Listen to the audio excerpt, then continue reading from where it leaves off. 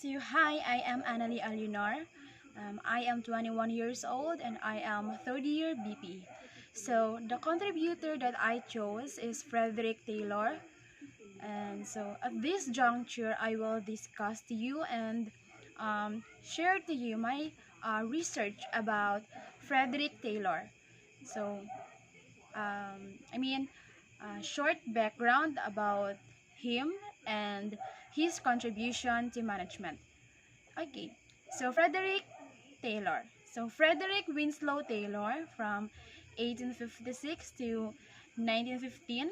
So he was a mechanical engineer and inventor that applied um, engineering and scientific knowledge to management and developed a theory called scientific management.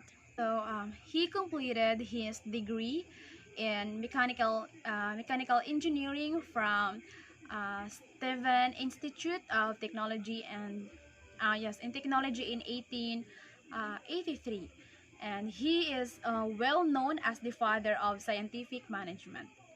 So he held the following positions in his career.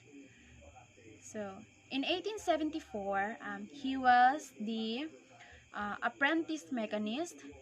Then in 1884, as an executive at Millville Steel Company, and then in 1898 at Bethlehem Iron Company. So later it was Bethlehem Steel Company.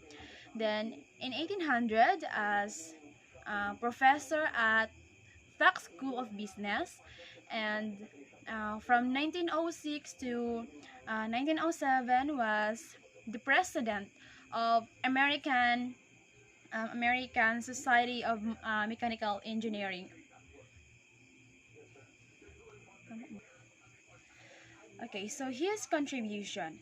So his contribution to management, the scientific management. So he developed his theory emphasizing the new philosophy of management responsibility for planning, supervision, and formulating of rules, formula, etc. in connection with labor and machine techniques, and also which would result uh, in lower cost to the employer and a higher return to the labor.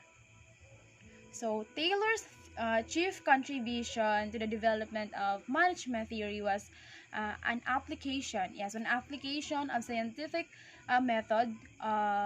method to problem of management. So Taylor defined scientific management as follows.